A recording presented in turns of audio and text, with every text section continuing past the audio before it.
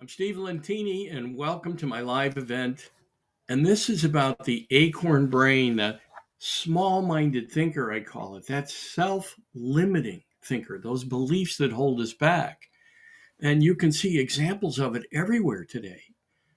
So, even in the general population and in our leaders, there's small minded thinking that involves making others wrong so one can be right. And to make large groups of people wrong, think about how crazy that is. It doesn't help people get their point across. It's kind of like my way or the highway. Instead, we've lost the art of dialogue and communication, and we've lost the art of dialogue in our own minds. Self limiting thinking is you. Who's the thinker of the thought? And there's many ideas about positivity and manifestation and you know affirmations, the positive mind, the power of the positive mind. And the challenge with it is often our acorn brain, that small minded thinker, doesn't believe those thoughts. And then we believe that, well, I get a feeling this doesn't work for me. And that's that self limiting thought in action. That's the power of it. So, how do we overcome it? Time magazine just did a great special report magazine called The Power of Positive Thinking.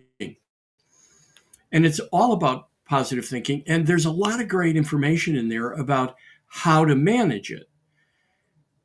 We all have negative thoughts, or we all have thoughts that are self limiting. The question is, how do you learn to change that thought process? How do we break out of that negative thought pattern? First, let me tell you why I think it's important and how I learned it. I think it's important because it can help us everywhere in life. Imagine that you have this limit that you've self perceived, and you notice that you keep self defeating. You keep going down to a lower pattern of success. Or maybe you even have created some self defeating events and you see them repeating, maybe with different people, in different jobs, in different relationships. But if you notice that pattern and you feel like you have the potential to break through to another level, and yet something keeps holding you back. That's why I think it's important, because if you develop a process I'm going to suggest, you will break those patterns. Now, it doesn't end in a destination where you arrive with infinite nirvana every day, every minute. It's not true. I have acorn brain thoughts every day. So it's important, in my opinion, to get this message and to confirm it for yourself. You prove it to yourself. I challenge you to take some of the ideas on that I suggest and prove that you can change your life. Breaking through small minded acorn brain thinking into limitless infinite thinking. And after all, doesn't that model the miracle we live in called a universe? I mean, we call it infinite, we call it a universe, and our minds can't even grasp that. We give it those terms to give it definition. We want some definition. That's part of the human experience. So now I'm going to tell you how I learned it. I had experienced many of my own self defeating patterns, and then I recognized them. None of us are meant to be perfect, by the way. That's the journey of living, is to embrace our lessons, as Thomas Edison said when people asked him about all the mistakes he made on the way to inventing the light bulb. He said, I didn't make any mistakes. I only learned thousands of ways not to make a light bulb. And that's the part of our life that we have to come to, embracing life as feedback. It's cause and effect, unless you're stuck in victim circumstance mode. And I alternated between victim of circumstance and then master of circumstance, meaning there were times where I took control of the acorn brain, but then times where I lapsed back into self limiting thinking. And then on November 13th, 2002, I was doing a seminar for a nationally licensed sales training program that I had purchased. I had bought the license 5 years earlier, 1998. That's 4 years actually. But I held the license for 5 years. In the meantime, so I'm doing a seminar, and then 1 second being fine, never any symptoms. The next second, I needed an ambulance. And I learned later that at that point, I had acute necrotizing pancreatitis due to a blockage in my pancreas. Never had any symptoms. And they ask you right away when you go in the hospital, are you a big drinker? How many of these attacks have you had? No, it was none. It just occurred. And I had a sense, I was grateful even getting in the ambulance. I had a sense that it was going to be an overwhelming shift and change in my life, like a forest fire or a flood. 5 days later, I had another major event while in intensive care. I had an acute myocardial infarction with two friends at the end of my bed. 1 second they were visiting, 1 second I'm with them, the next second I was one with everything and nothing, one with the infinite on the other side. And that's where I now call death what's next. We love to scare ourselves, put limits on ourselves. Just think of religion and the power of sin. It was created, I believe, to control people. And there's all kinds of examples of people controlling other people's thinking.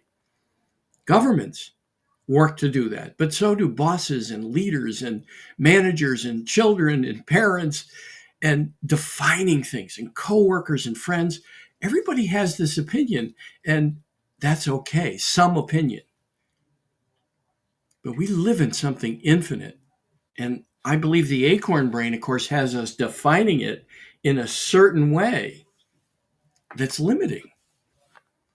So we go from this to what's next. We don't die. At least in my experience, I didn't. I was on the other side, and then there was a life review, and then a question to which I answered, "Thy will be done." My consciousness responded. And the question was, stay or go? Stay or go? From a voice I cannot describe. And that was 19 years ago, November 18th, right? Just had my new birthday, my second birthday. And I realized when I got back in my body, I could not connect the events together, that there were a few things that were going to be very advantageous for living the next part of my life. One was there was only the now, only the present moment. In the infinite, there was no past or future.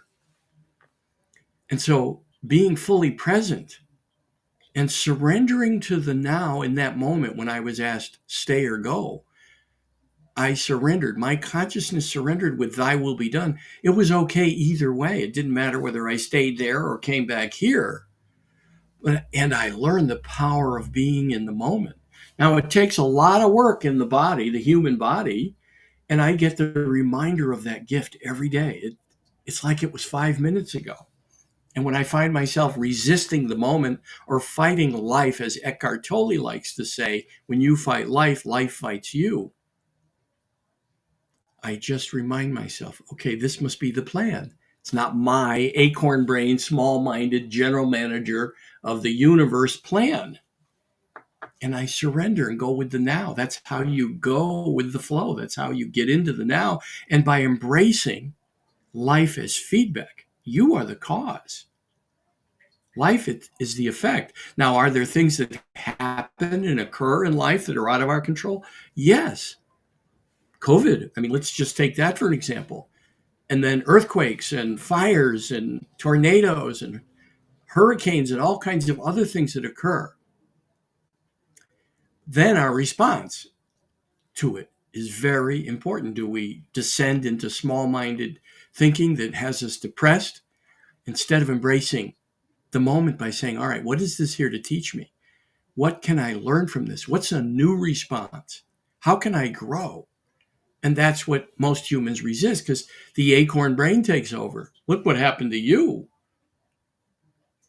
So I learned that with the gift of a near-death experience, And I was in the hospital another 95 days after the fifth day, 60 days straight, and then 40 out of the next 60, and out of work 6 months, and eventually gave up that license in 2003 for that national sales training program, knowing I had to create my own work and tell this story. And the acorn brain. So now you begin to practice like going to the gym. That's how you build resistance and you build your positive thinking, your power to choose positive thinking, because it's a choice. No affirmation will help you if you sink into despair and listen to your acorn brain that says, no positive affirmation will help you. You'll never be an author or a successful leader or a business owner. That's the acorn brain. And if you build a process, so I call it going to the neuro gym. And it's fascinating. When we do physical exercise, we know resistance, increasing weights or adding mileage or doing a new position in yoga, we feel the resistance in our body. But we know resistance is building our muscles. Resistance in life is building your muscle for a living, if you can embrace it instead of escape it. And look at all the escapes that Western society has. Look at the drugs that flow into this country and the people addicted. And then there's video games and binge watching television and eating. And there's so many things that we just run away from life instead of embracing it. And it's not easy, but it becomes easier, like adding a mile to your running or 10 pounds to your weights. You gradually build resistance and you grow from resistance your muscle for living. You expand your muscle for living and you can take on more. It's been said by many sages that life doesn't bring you anything more than you can handle. And for some, that's not the case because they succumb to that small minded acorn brain thinker. So here's a process that I challenge you to try. Number one, never blindly follow anyone or anything, not even my work. I know nothing. That's how I start each day.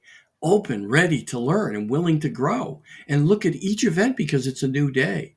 And there's only the now. There's only the now. That's where the divine was, by the way. There was only the now when I didn't have my body, when I was in what's next. So I embrace the moment, mostly because I do have the acorn brain. I readily admit it. Perhaps I'm the only one. I don't know. I think not, with all the people I'm coaching and working with.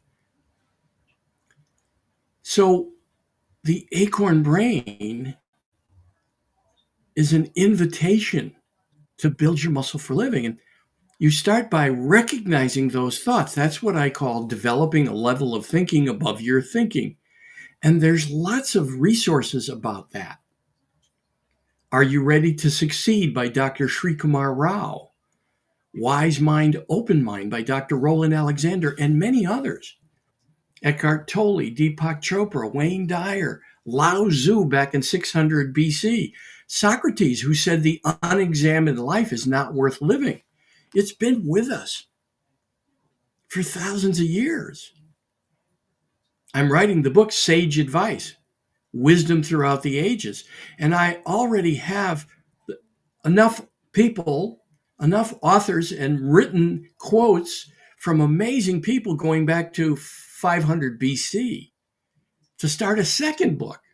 So I had to cut it off somewhere because I found so much information doing the research and a thread that runs through all of them that's about embracing life as feedback, that looking at life with awe and wonder and as a master of circumstance, inquiring, what's it here to teach me?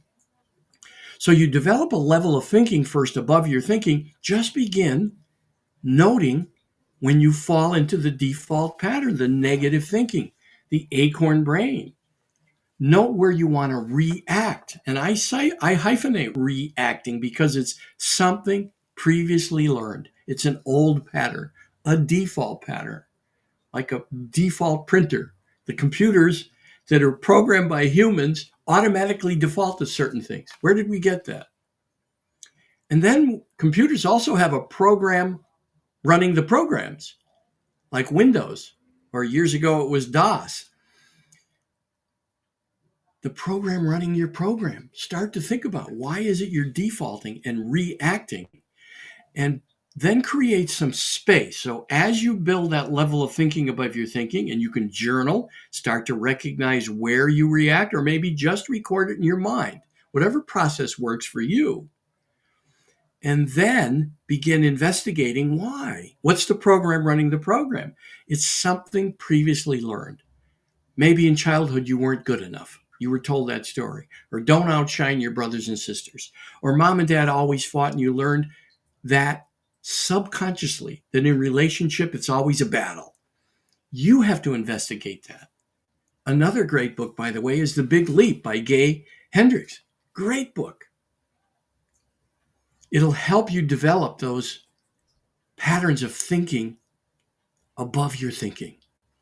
Now, once you learn where you're reacting, when those invitations come from the acorn brain, any pattern that suggests you're less than anyone or more than anyone, or you know it all, or you know better, you're making others wrong. Enough examples, right? Experts.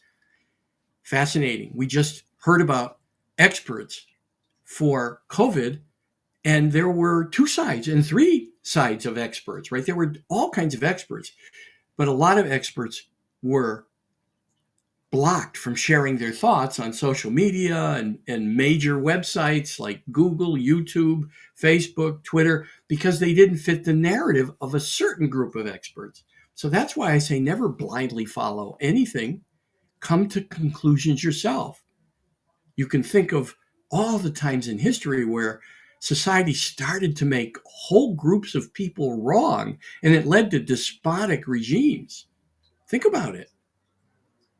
Do I have to suggest a few? I think not. But even in religion, there's Jim Jones, the sneaker cult. Google those. I mean, don't take the Kool-Aid. Come to conclusions yourself, especially in a free society. We don't have people that our neighbors are going to jail us or tell on us, and the leaders of the party come and take us away. Although, does it sound like that? That you can see so many examples of small-minded thinking and how limiting it is.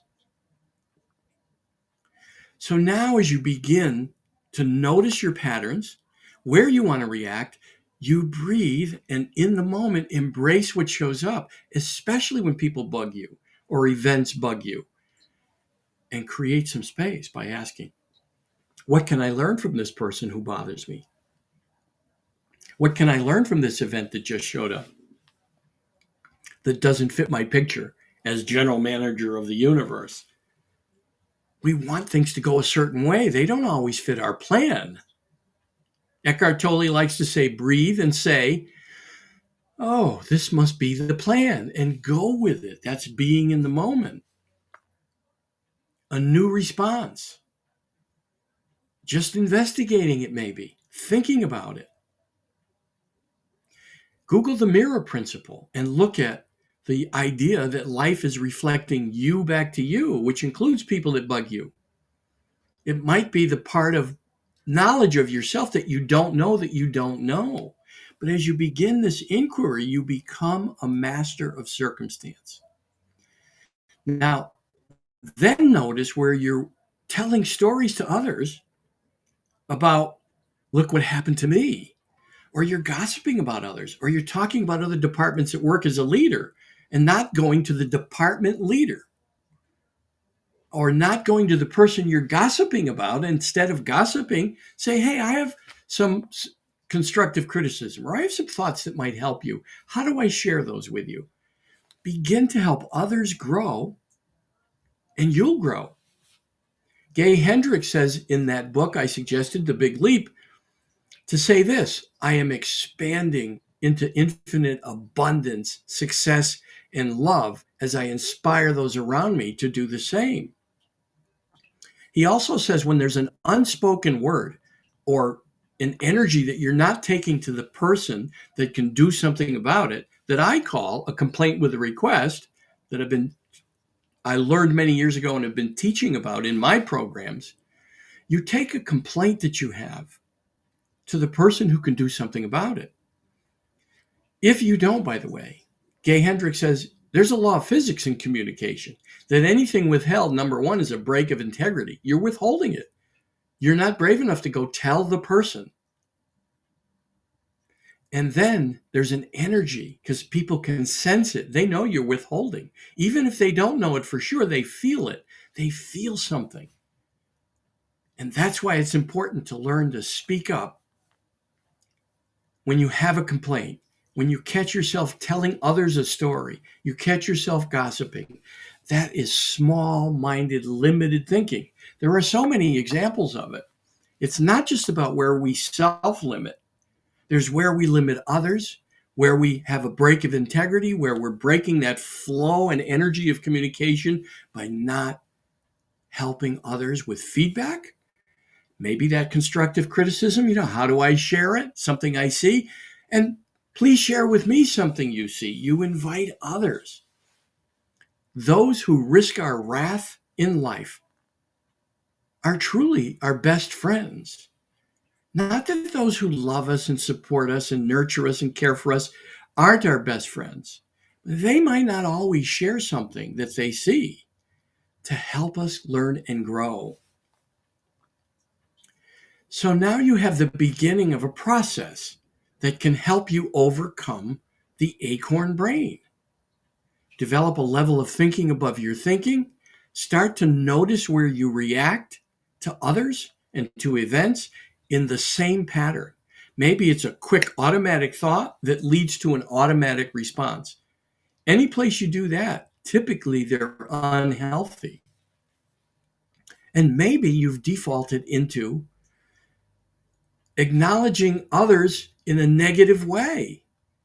Are you first to call out mistakes at work instead of looking at things later in a blame-proof atmosphere? Saying, let's look at what occurred so we can get the lesson. Avoid calling it a mistake. And where are you justifying things? Perhaps you're justifying a behavior that you think no one's noticing. I've worked with people who think they're hiding something on the job, and then everyone felt something going on, and then they discovered it was true. There was something going on.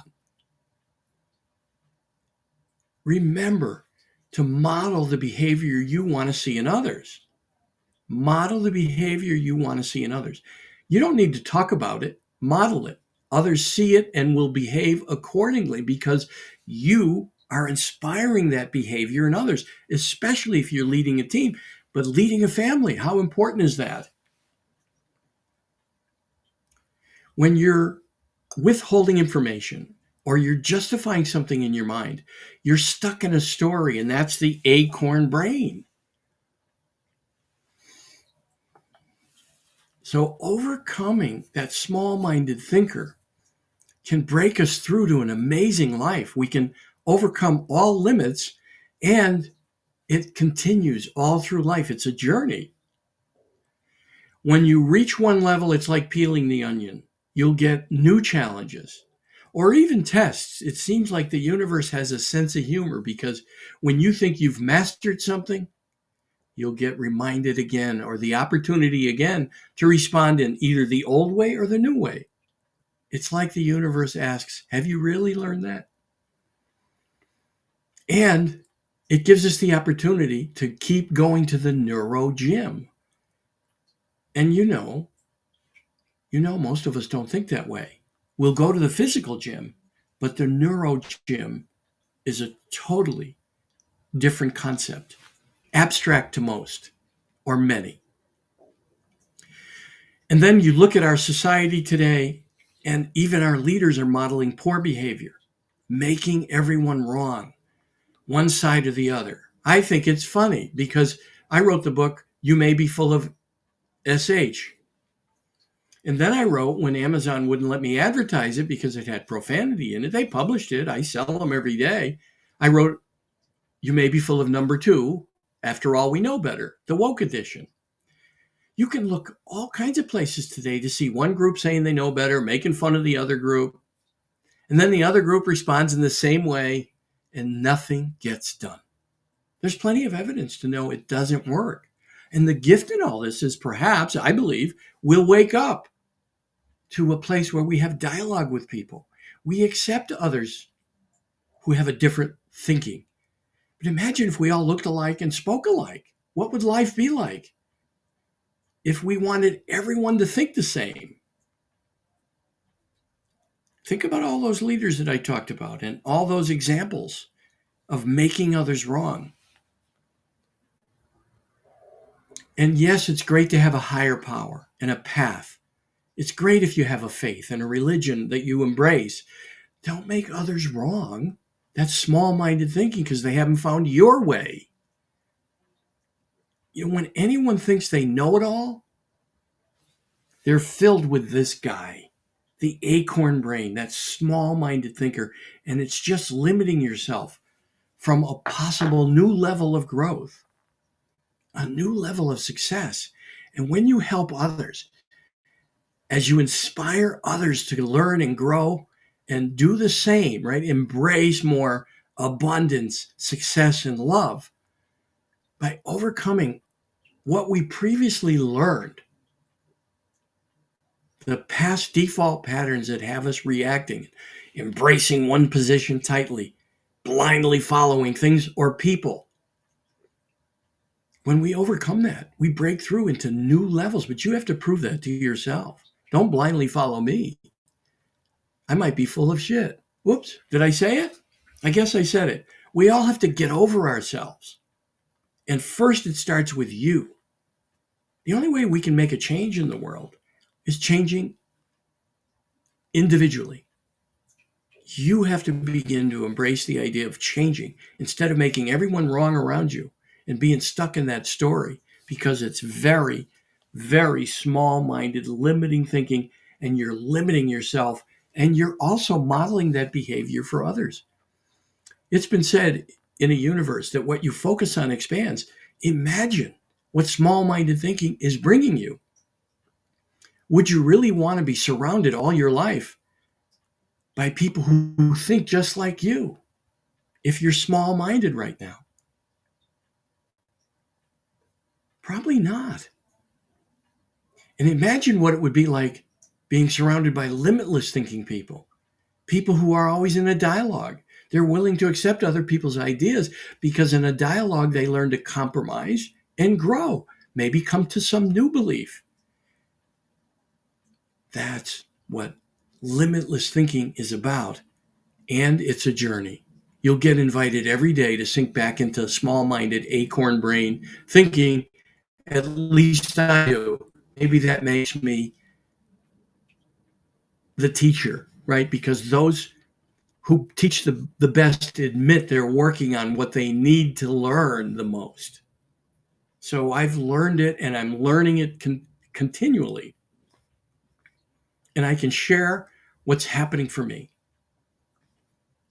Amazing success, books written, income growing, and prospering many others around me. That giving is key. But you have to prove all these things to yourself. See what limitless thinking will do for you. See what infinite thinking will do for you. It's 1:29. I'm going to leave you with a question, and then I'll give you some information on how to contact me. Do ants know they live next to a bridge abutment, let alone a bridge? And then ask yourself, are we ants in a universe?